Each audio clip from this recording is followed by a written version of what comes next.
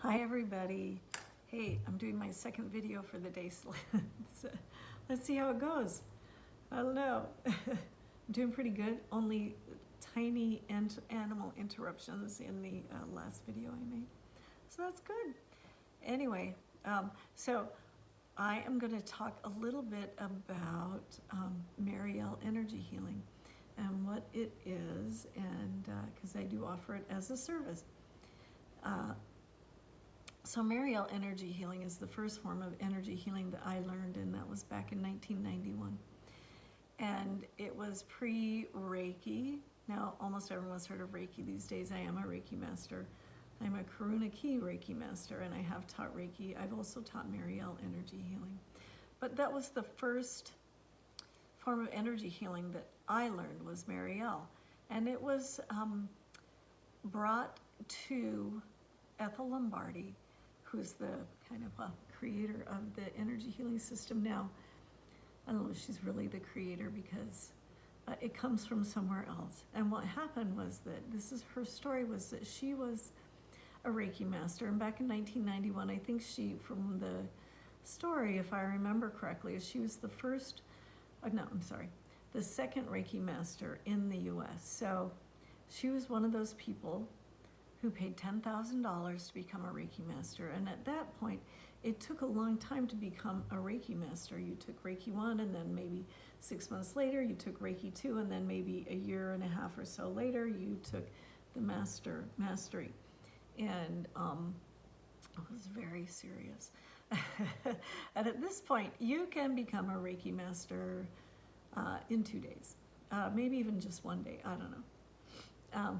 It's kind of funny. So things have changed and almost everybody has heard of it. But really, that when it first came to the United States, it cost $10,000 to become a Reiki master. And that's not the first and second level too. Now, I did take Reiki 1 with somebody who took it that seriously, and I thought she was crazy. Only because I'm like, oh my God, it's got to be easier than that.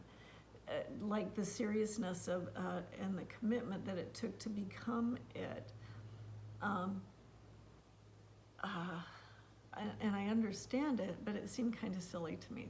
And times have changed. Anyway, so I took MariEL from Ethel herself, and what happened was that she was a Reiki master, and somewhere in the progression of her doing her Reiki master, her healing work, she said 3 guides who came to her in brown robes. So I think she saw this in her mind. I don't think they physically came in and visited her, but and they said, this is what you need to do. And they gave her this system of energy healing, and she quit doing Reiki altogether and just did this. And that's something, having considered the financial commitment and time to become a Reiki master, that she completely turned to doing just MariEL. And MariEL has its own set of symbols, like Reiki does. The thing about it that's different than, say, Reiki, which is like, okay, I'm going to put, you tune into the symbols and the person, and you get this universal energy flow flowing through you, and you put your hands over, or sometimes on, depending on the person and how they feel about that. You put your hands on different parts of the body and go, and you allow this energy to come through you, and then you do this, and then through the body in a particular pattern using the symbols. Now with MariEL, and MariEL does stand for Mary as in Mother Mary, and EL, capital EL, stands for the Elohim, which is, from what I have learned, the creators of the blueprints of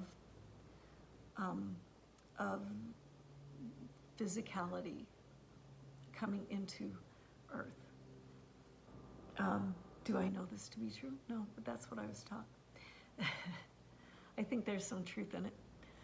Anyway, so what you do when you do MariEL is the same thing. You start with the head and you do some symbols to connect with that energy, and then And then you go through the body in a particular pattern, once again. But what you're doing as you're doing this is you're actually pulling energy out. It's really good for removing blocks,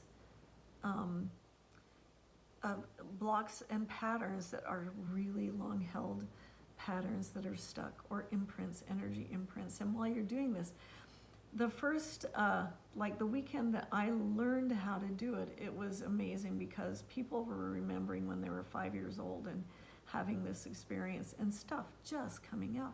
And it was very dynamic. It was very, some of it was very loud. People were experiencing things and stuff was just coming out. So, so very dynamic as far as really moving energy. And that's what I first learned how to do, is how to move stuck energy in the body. So it's pretty cool for that. And you go through like the organs, like the heart and the lungs and the liver and the uterus, the sex organs. All of this is where you move energy through, and sometimes you breathe through it and release it.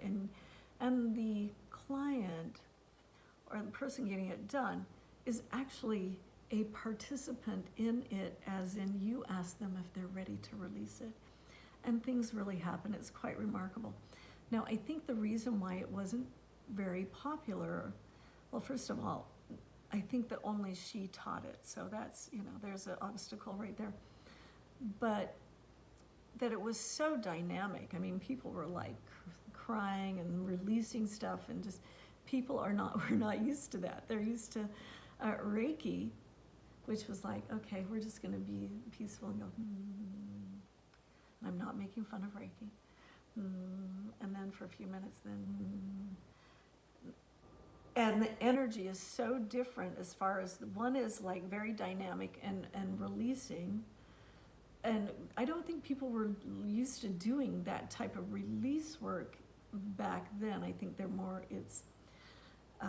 people are more open to it now than they were back then. People were used to this, like, I'm just gonna have a peaceful experience and you're gonna send me some energy. That's the difference. And you can combine them. I actually use MariEL with my other stuff when I do energy healing, because I kind of combine everything together. And a lot of Reiki masters, when you get good at becoming an energy healer, you kind of start developing your own system, and you start seeing things, you start seeing guides, you give messages while you're doing it. Well, I give messages while I'm doing any energy healing session, because I'm not supposed to just keep my mouth shut. That seems wrong. Now, if you're getting messages for someone or about someone, there is a reason, and you're supposed to give it to them. Now, does that mean that you give them everything you think, see, and feel while you're doing energy healing? No. But you give them information that you know that they need at that time. It's an important part of it. And it'll probably help them feel a lot better, which is really why you do it in the first place, is for healing, for peace, for unwrapping a bunch of old stuff, so that you can be more present in your life and be more available to create, to see clearly and create the life that you want. That's why we're here. Anyway, I think that's it. If you have any questions, I can do this remotely. It's really fun in person because it's very dynamic, but things happen remotely too. It's really amazing. You can do remote healing anywhere in the world, over the phone, through Zoom, whatever. Anyway, that's it for now. Have a wonderful day. Have fun. Go live your life. Be adventurous.